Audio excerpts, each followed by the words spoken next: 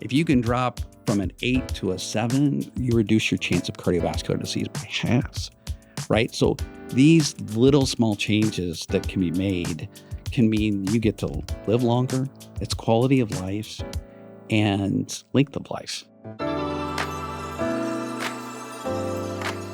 This is the Grace Story Podcast. Today's guest is Dr. Kevin Roberts. Dr. Roberts serves as the provost at Grace College and Grace Theological Seminary. He oversees our academic schools, student success, academic accreditation, and the Morgan Library. He's known to many of you. He's been at Grace for over 20 years, serving as a professor and dean prior to being provost. He received his BS in criminal justice and psychology from Grace College, also his master's in counseling from Grace College, and then his psychology doctorate from the Adler School of Professional Psychology. So, Dr. Roberts, welcome to the podcast. Thank you.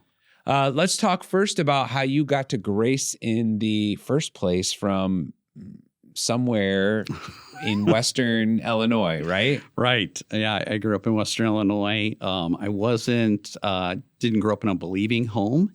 And I started dating a pastor's daughter. And so as I dated a pastor's daughter, he eventually, I was seeking. I feel like there's a country song. Yeah, I started there probably dating is. the pastor, There something probably like that. Yeah. Well, anyways. Yeah. So he actually led me to Christ and made quite an influence on my life, Dr. Keith Miller. And Dr. Miller and his wife actually, I was at Western Illinois and had already been there basically a year and a half. And so they actually were the ones who brought me to Grace and had a big impact on my life, and still talk with them today. You came to Grace. Were you criminal justice and psychology from the start? I mean, is that a career trajectory you already had in mind? No, I was more criminal justice and was thinking about law school as well. But I got here and I took Tom Edgington's class in family systems, and then another class he taught that was like biblical psychology. And those probably changed my kind of where I was, my trajectory, where I was going. And so that really influenced me and would really shape the course of where I would probably end up going. So you got your master's degree, eventually went on for your doctorate, and then came back to Grace on the faculty. And what was your passion for coming back to Grace and being a part of the faculty here at Grace? Yeah, I would say there was several times that they asked me to come in and teach, and I just had a passion for our students. Still evident for me today as it was the That's first very day. true. Whenever you get the chance to interact with students, you're like, I miss that part of life more and more. Yeah. And so that part of it was really key for me. I loved being with our students and having a chance to influence the next generations of counselors, right? Because they're going to have an opportunity to work with really hurting people every single day and influence them. And as they work with folks, and oftentimes in different settings, leading them to Christ. So talk a little bit about some of both your research interests and even ways that you continue to stay plugged into your background, even throughout your professorship, things that sort of just shaped what you were most interested in, what you tended to look at and become in-depth expert about. Yeah, I would say part of it was I spent the early parts of my first 10 years of my career, about half my workload was really in addictions counseling. The rest of it I did kind of a broad perspective of counseling. And I liked a lot of variety in what I was doing. And so I kept doing that until a few years ago when I became dean. It just became too time consuming to do any counseling load on the side. But as I kind of or I sharpened my vision about what I was really passionate about in the field of psychology. It really became about integrated healthcare. There's about 5 decades of research that says if we have primary care physicians, we should have mental health professionals there with them.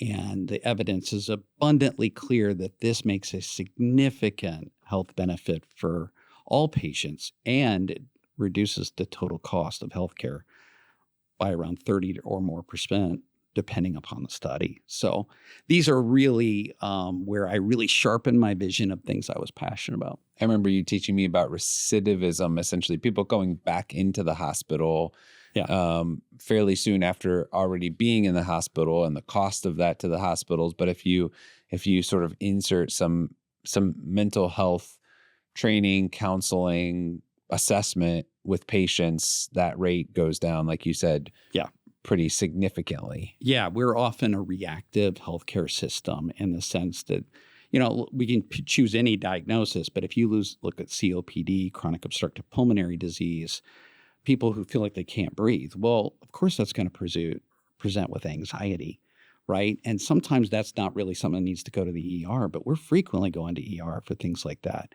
And it's helping people to be able to manage that anxiety in a different way. And so still today, most of our healthcare systems aren't really adequately handling all the things that we could do that would drive down some of these costs. And in my research even, we found that it made a significant cost reduction. And most importantly, it changed the health of these patients. And some of these, like even dropping 1 point in A1C. Now, A1C is it's related to diabetes, and you really want a number below like a 7.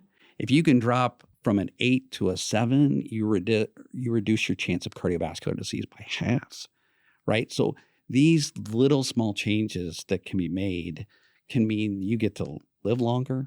It's quality of life and length of life. So I can only imagine the big words that are spoken at your dinner table, considering you married a pharmacist and your psychology background. I'd have to have a dictionary close by to probably keep up with the dinner conversation in the Roberts household. My daughter complains about that routinely. My son is pre-med and is trying to get into medical school, and she's art education. So she complains frequently about the conversation. And your son's like, tell me more. What's that board? Yes, he's asking more questions or putting in more detail that my wife and I forgot at this point. So it was about 3 years ago, you stepped into this role of provost.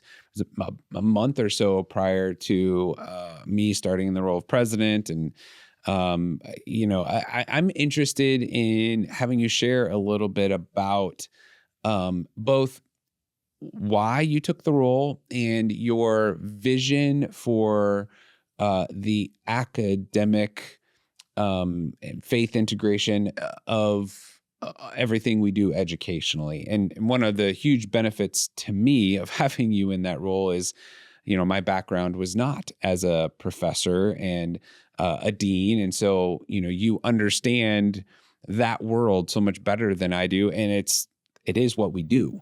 Right. It is essential to what we do, to apply biblical principles to everything. So, just talk a little bit about your passion for the role of provost, and then what your emphases have been.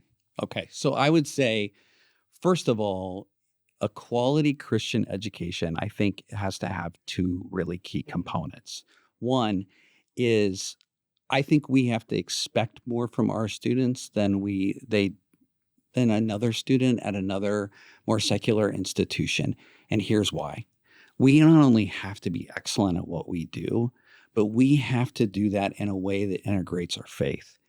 And an education that doesn't integrate the faith into that competence in their chosen field is compartmentalized, right? It's not complete. And for us to do that, we have to be able to accomplish both things in our classrooms here at Grace.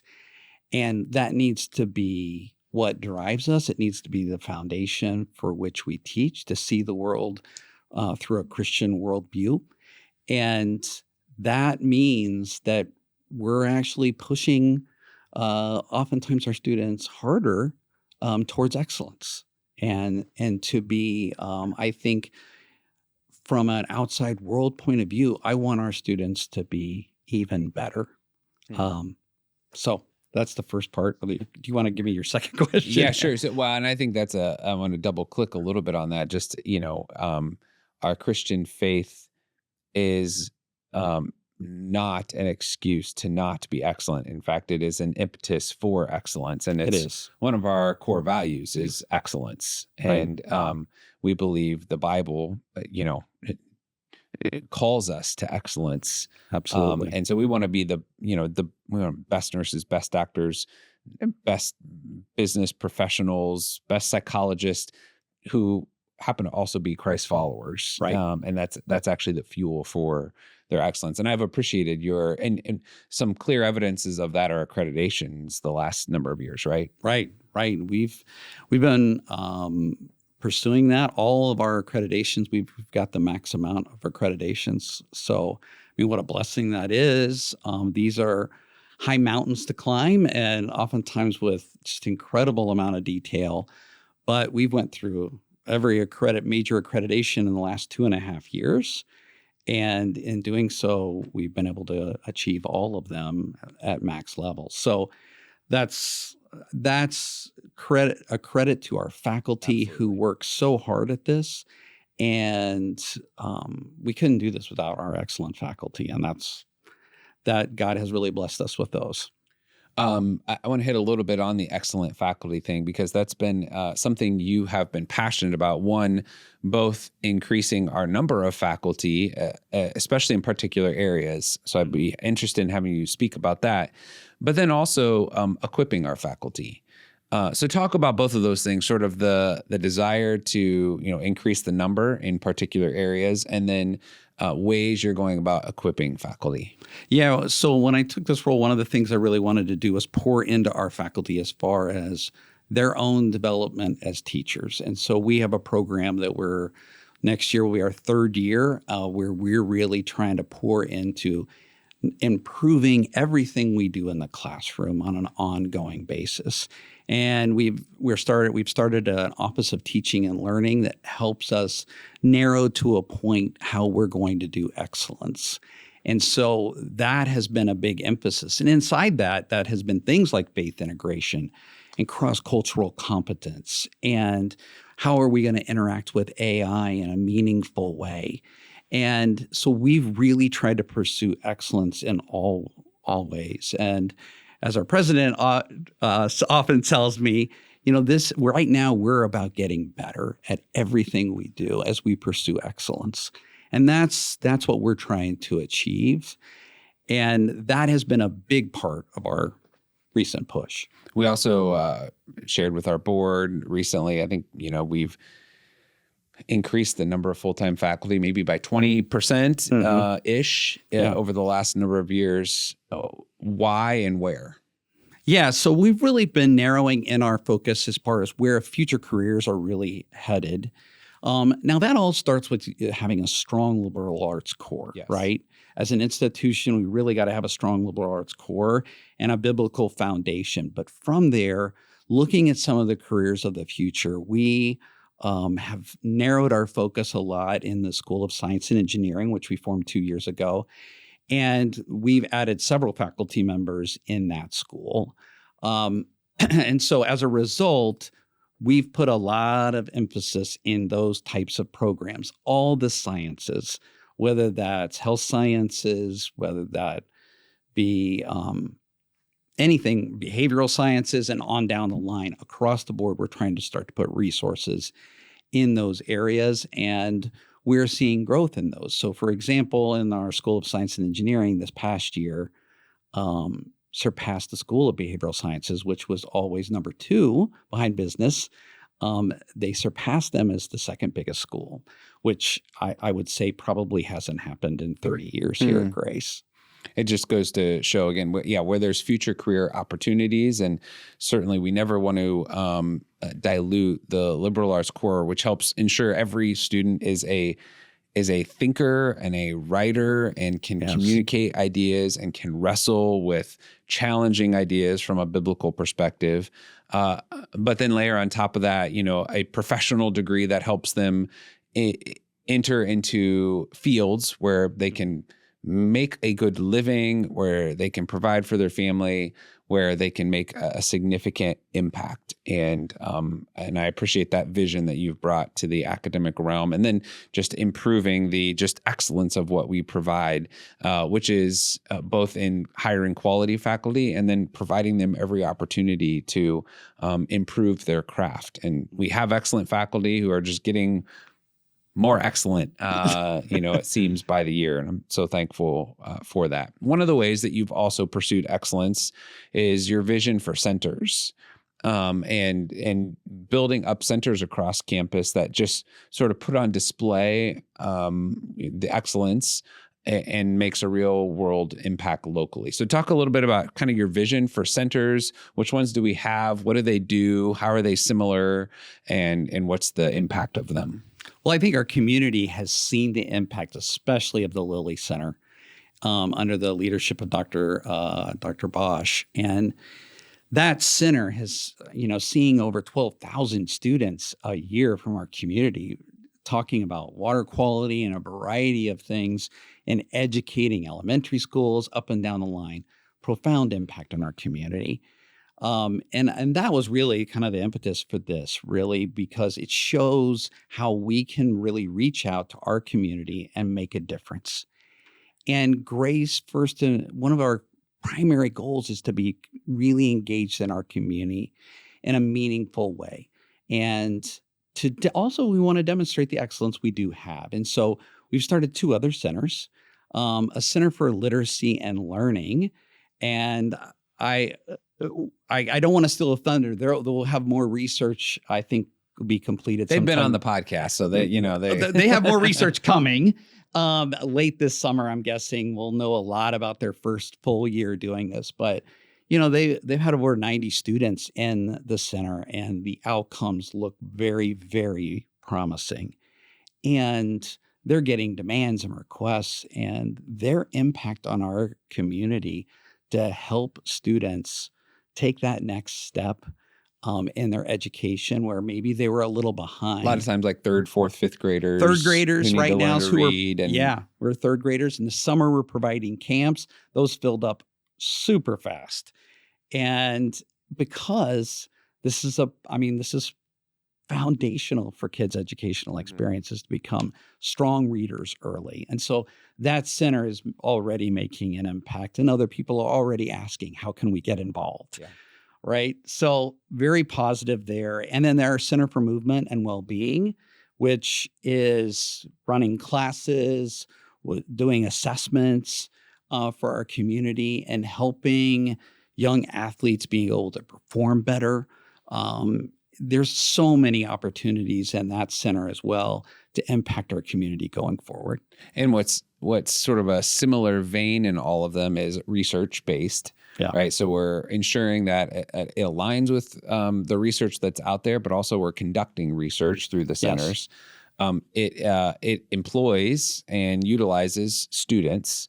So, undergraduate students are getting expertise, whether it's they're working in a lab and looking at slides of, water across our community, or they're engaging with young readers and teaching them. They have dyslexia certifications, and or in the Center for Movement and Wellbeing, exercise science students understanding the research behind movement and then being able to implement that in connection with our community. And again, all of those also, the similarity is they're making an impact in our local community. And our whole thought here is like, yes, at large R1 institutions, they're publishing in these big journals, but we want to do research that makes an impact on our local community and engages our students in that process. We think that's, a more impactful way to go about showing excellence and engaging our community and providing our students great opportunities. Absolutely. What are some things as you look forward in the next 3 to 5 years, and you think about, higher education, specifically Christian higher education, that you would want, whether it's prospective families or those who are in churches, to know, and what are you thinking about as you are sort of projecting out the next 3 to 5 years? Well, that's a tough one because there's so many elements to that. I think first and foremost, I'd want to say that we do start from a biblical foundation here, and that drives every subject that we teach and how we work and how we mentor and try to love our students well. I would say that we're going to continue to pursue excellence in everything that we do in each discipline. And I've really become convinced that over the years, Grace hasn't always done the greatest job about promotion of themselves as far as the excellence in which we do things. And I think there's just our faculty do such an excellent job of mentoring and coming alongside our students and really impacting them in a way that they go out and try to live their life in their career, driven by a Christian worldview in a way that tries to honor Christ in all that they do. So I would say that's the big picture from 30,000 feet of what we're trying to accomplish. And in an ever-changing world, and what's AI going to do, and like having that foundation of God's word is solidifying and provides a foundation for students to do anything, no matter where the Lord takes them. I think we've hit on every core value, unintentionally, but hopefully intentionally in this conversation of living God's word, of serving humbly, of excellence mattering, of mentoring being important to what we provide, and of community engagement. And so I appreciate how that is lived out with the word of the day, excellence, in academic affairs, and your leadership here at Grace and passion for our students. So thank you for the way that you lead our amazing faculty and impact students. Thanks. Thank you for joining us today for the Grace Story podcast, and thanks to the marketing office for their production. If you can like, comment, subscribe, share this to others, we would be so thankful. If you have any questions or comments, feel free to send us those. If you know how many times we said excellence in this podcast, email that to podcast@grace.edu. Until next time, live your best Grace story today.